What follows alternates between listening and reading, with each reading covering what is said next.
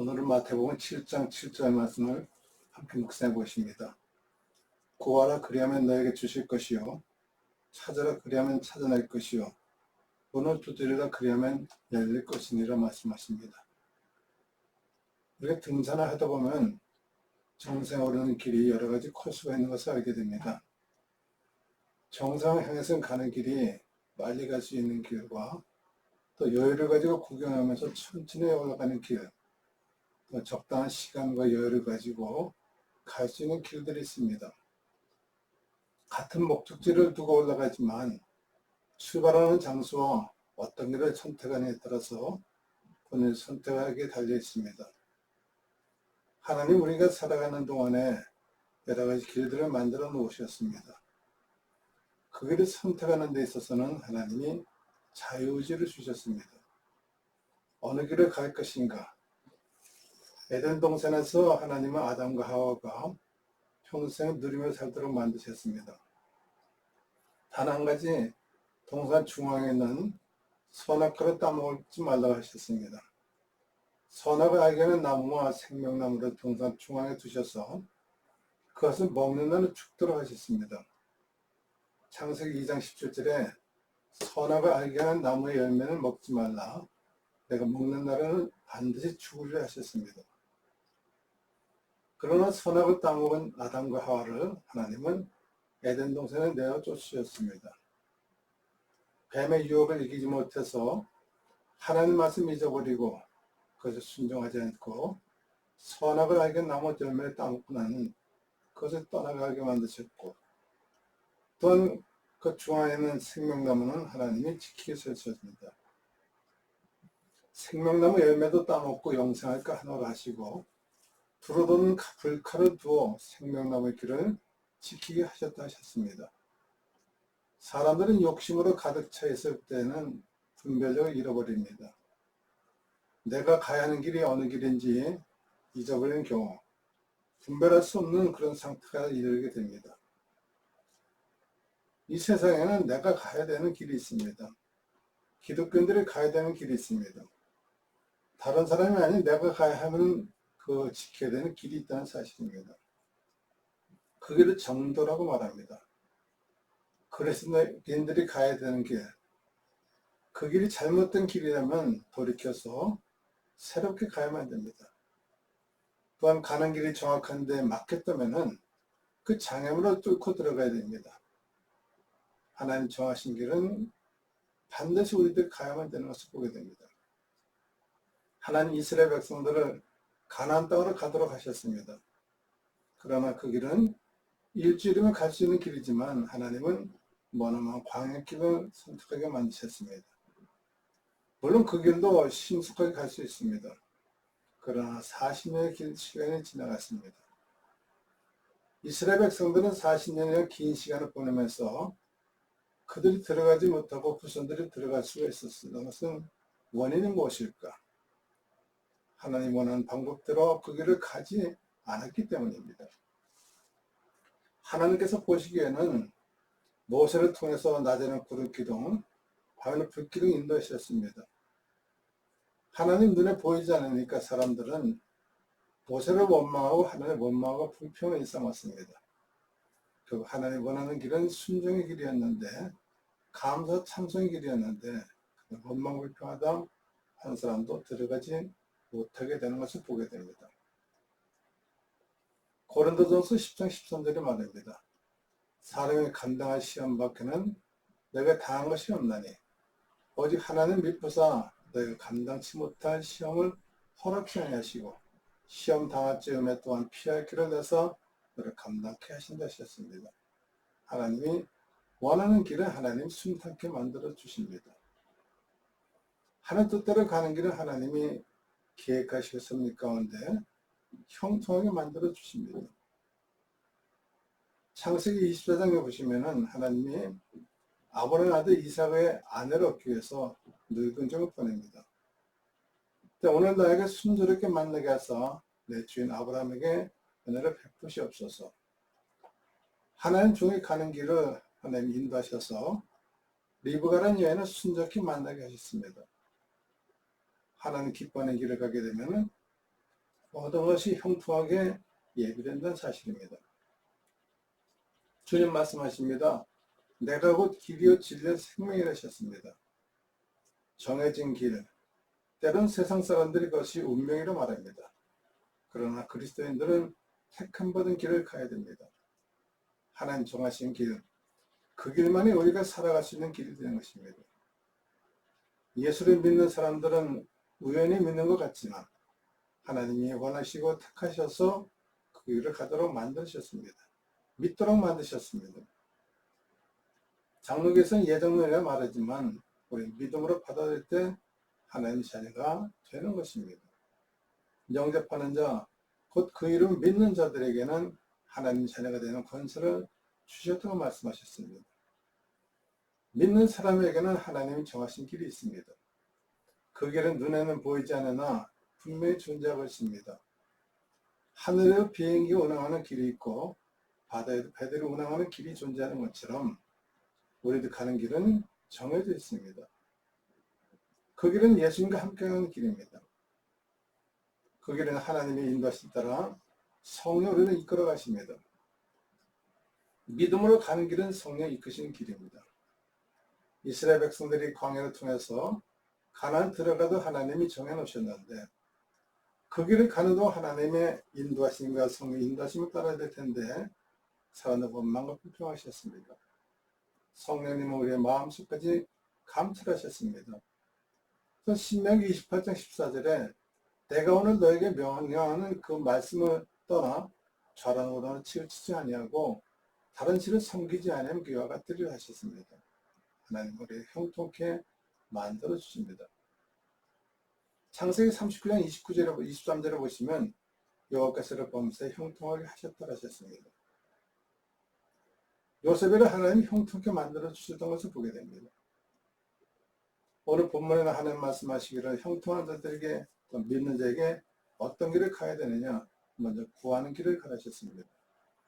구하는 자에게 주신 하나님이십니다.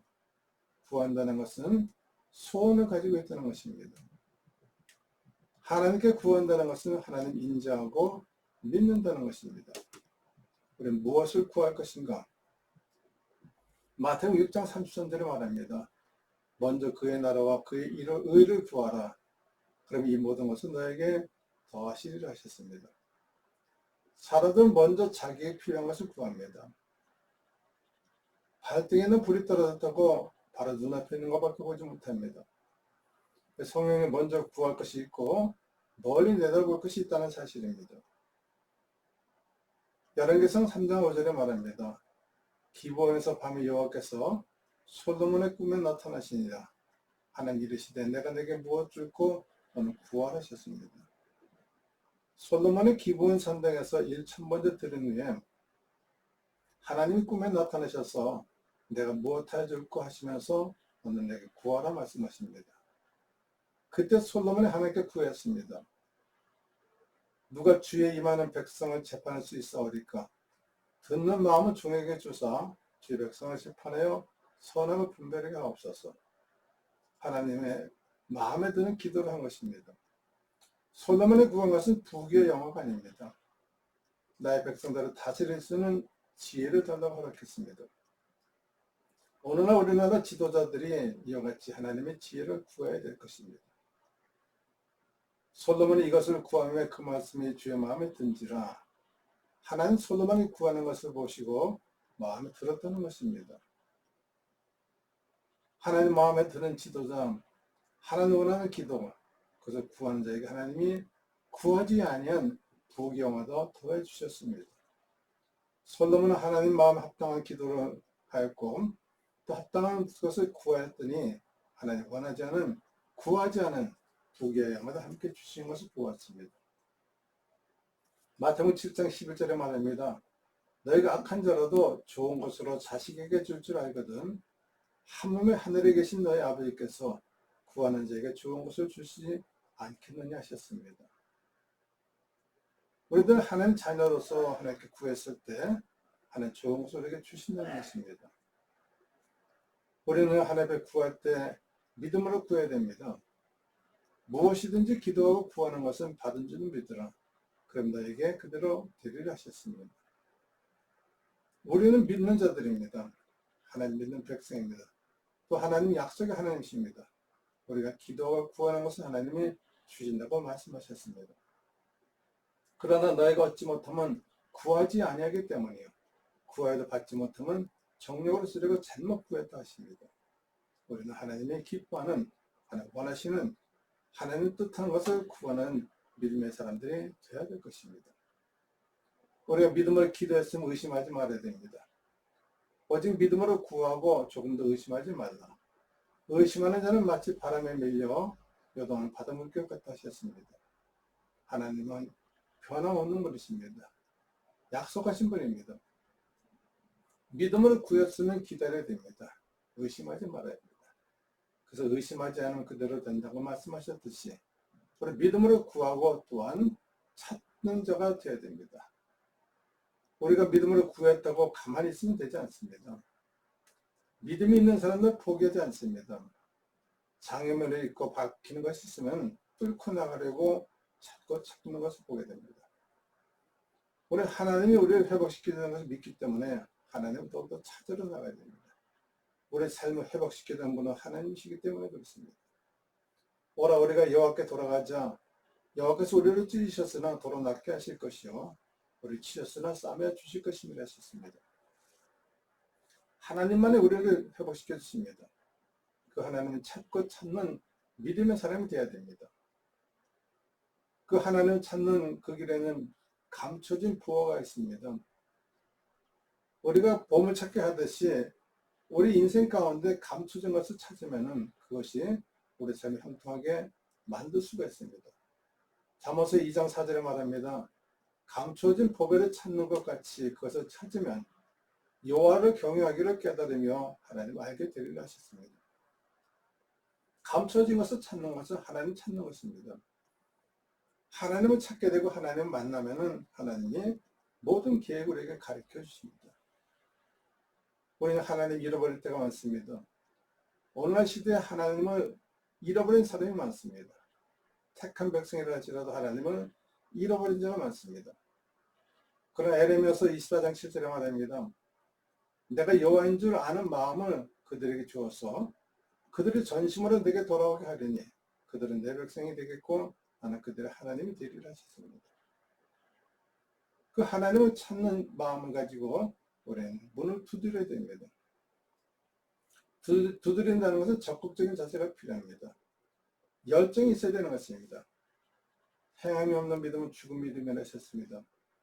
우리 하나님의 믿음으로 구하고 찾으면 열정을 가지고 응답 받을 때까지 두드려야 됩니다.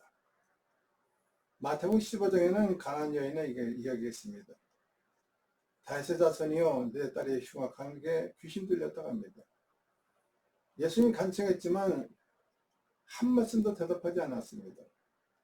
제자들이 또 말합니다. 그 여자가 우리 뒤에서 소리 지르니 그는 보내도 합니다.